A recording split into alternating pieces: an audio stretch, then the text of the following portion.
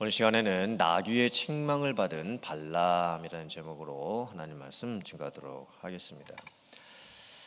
하나님의 백성들이 광야 생활 40년 마치고 이제 가나안 땅에 들어가는 과정을 보면 참 독특합니다. 하나님께서 직선 코스로 인도해 가시질 않지요. 멀리 빙 돌아서 가게 하십니다. 그래서 하나님의 백성들이 요단강 동쪽 지역으로 먼저 가야 했었고, 그리고 그때 아모리 족속과 전쟁을 하게 됩니다. 그리고 그 땅을 차지하게 되지요. 남쪽에 있었던 헤스본을 중심으로 했던 시혼 왕과 전쟁을 해서 이깁니다. 또 북쪽에 있었던 바산 왕 옥하고 전쟁을 해서 또 이깁니다. 이 북쪽에 있었던 옥이라고 하는 왕은요, 어떤 사람이었냐면 신명기 3장 말씀을 보면 그가 르바임 족속이었다 기록되어 있습니다. 르바임 족속은 거인 족속입니다. 그래서 바산 왕 옥이 잤던 그 철로 만들어진 침대가 있었는데 그 크기가 얼마나 되냐면 길이가 9규빗, 거의 4m입니다. 그리고 넓이가 4규빗, 1.8m입니다. 그러니까 사람이 누워 자는 철로 만든 침대가 4m, 1.8m인 거예요. 그러니까 그 사람이 얼마나 컸다는 얘기입니까? 그런데 하나님께서 그 아모리 족속을 이기게 해 주십니다. 그래서 이 소문이 내 주변 지역에 다 나게 되었던 거예요. 그때 주변 나라들 중에서 모압이라고 하는 나라가 있었는데 그 모압 나라의 왕이 발락이었습니다.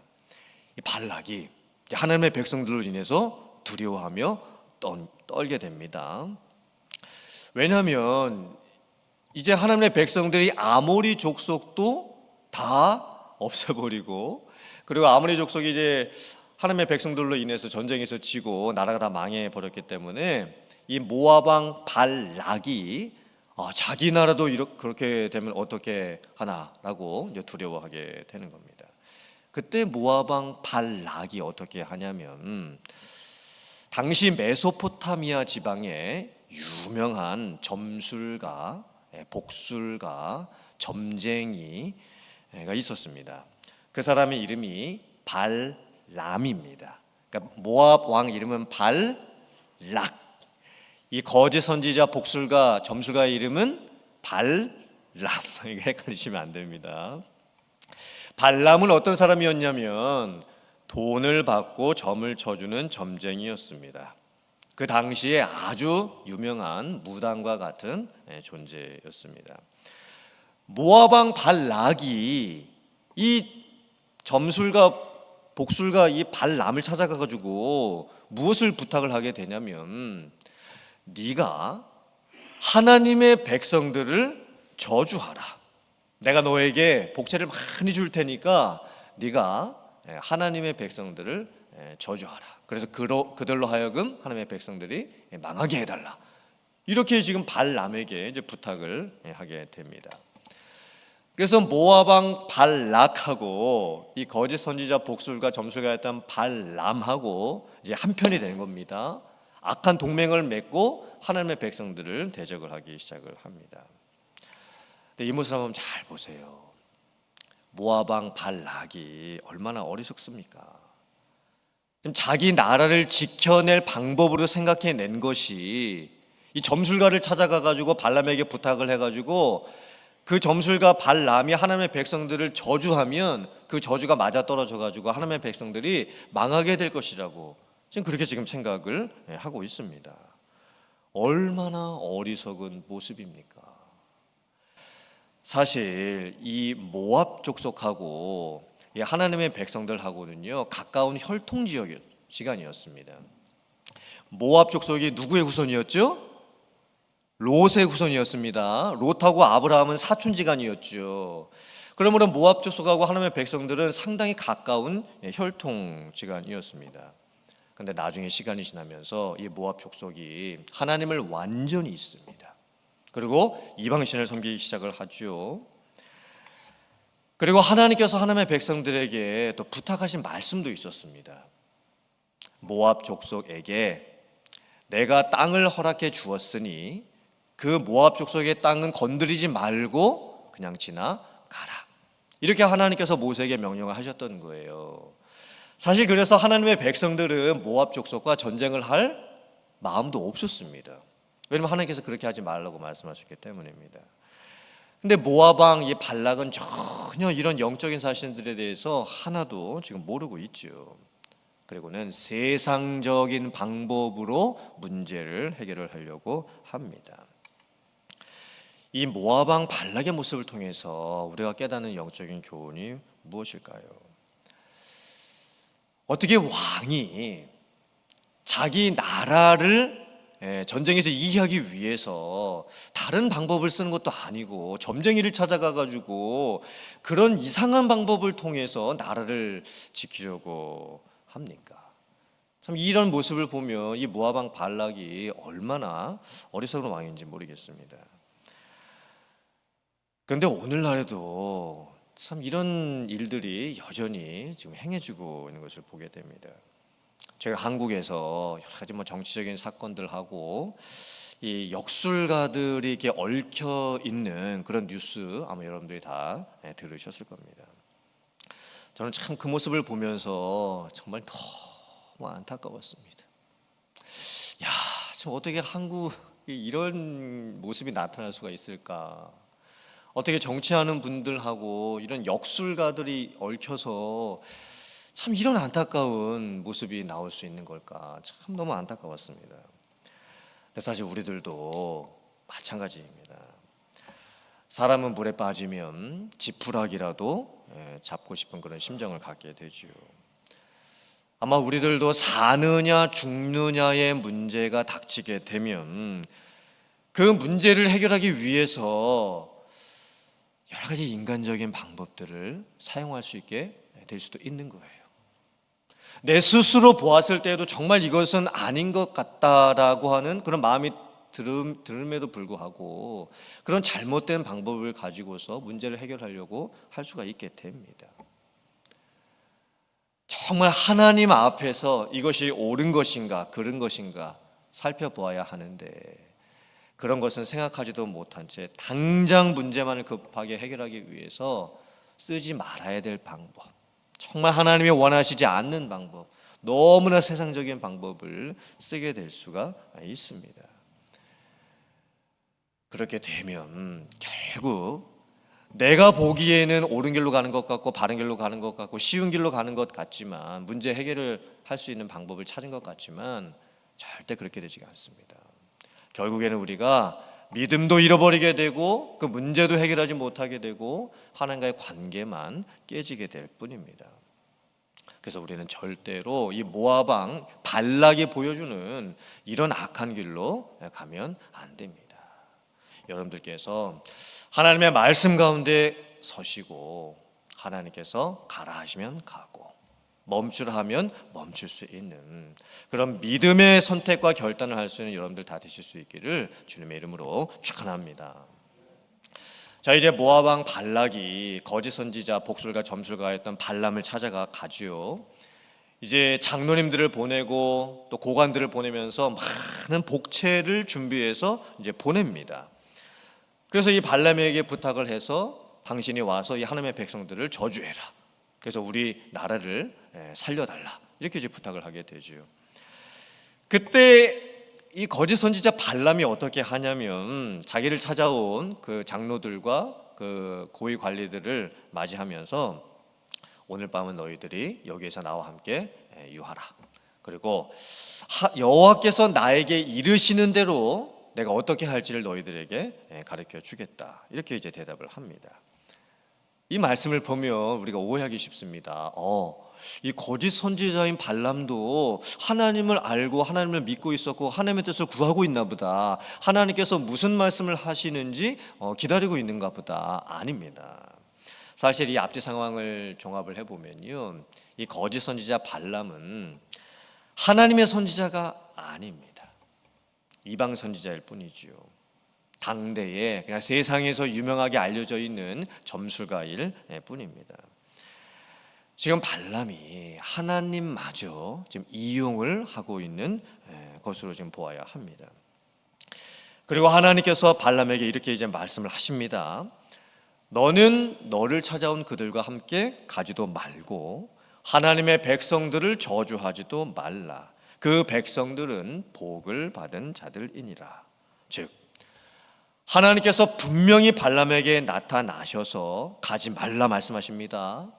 네가 저주하려고 하는 그 백성은 나의 백성들이고 내가 택한 백성이라고 말씀을 하시는 거예요.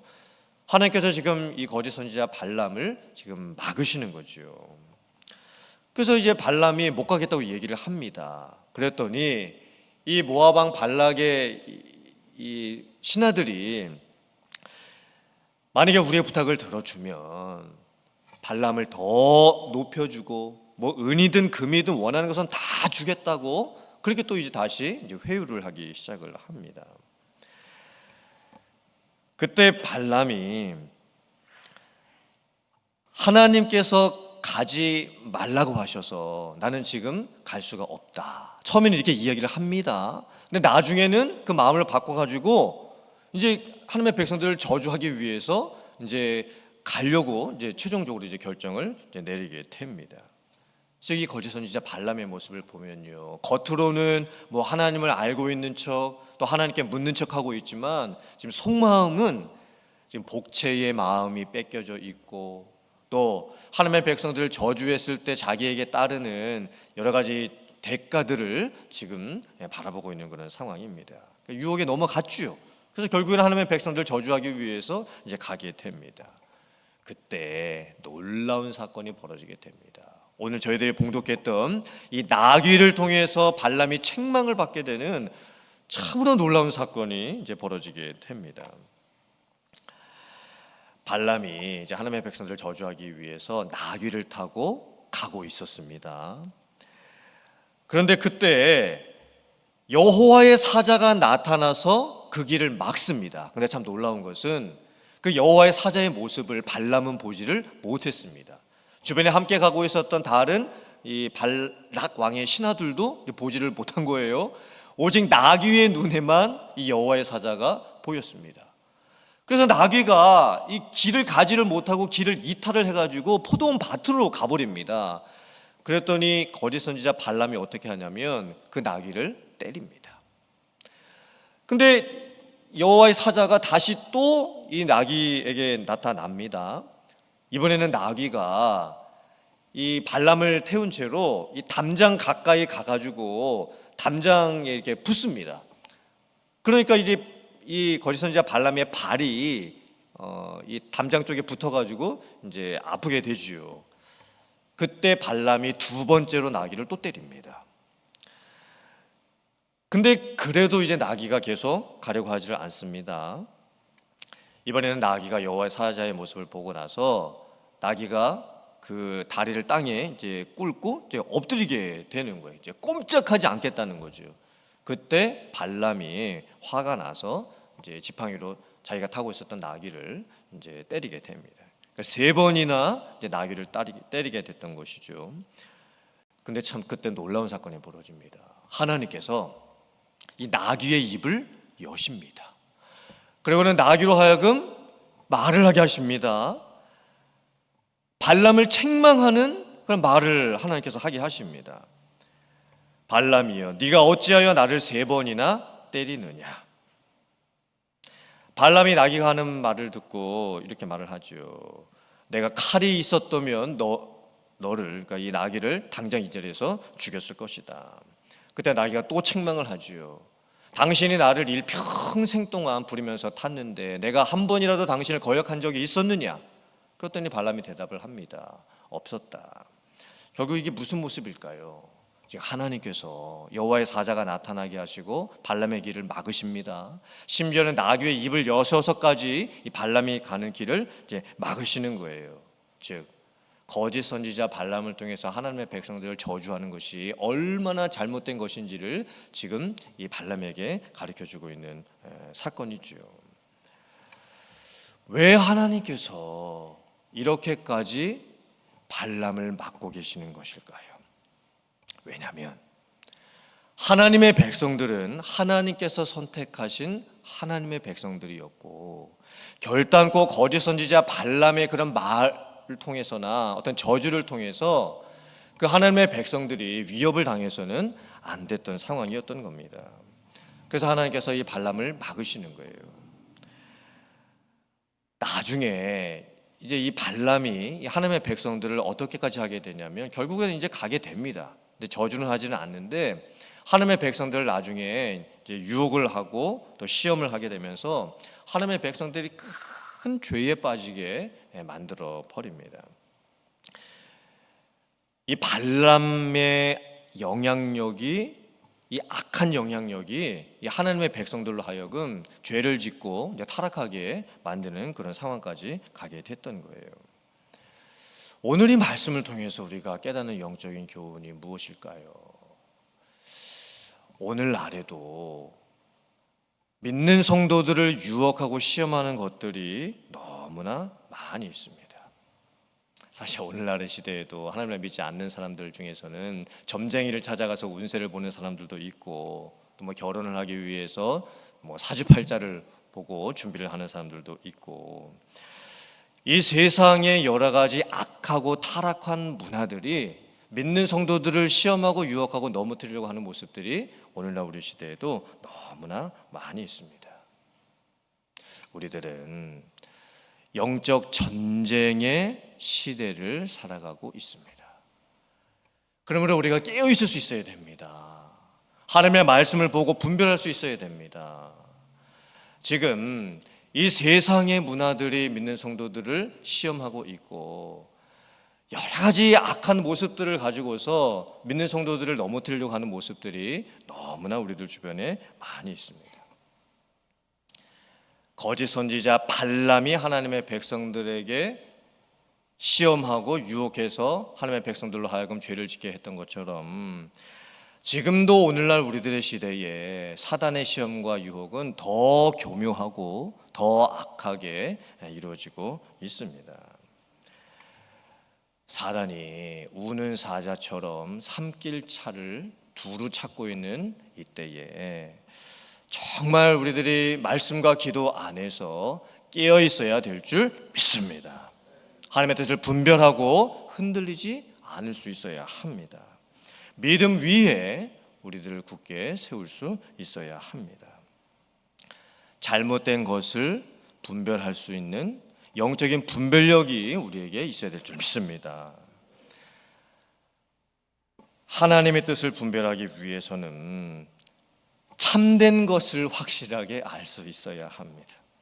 거짓된 것을 분별할 수 있기 위해서는 성경이 말씀하고 있는 복음의 진리를 확실하게 알 수 있어야 합니다.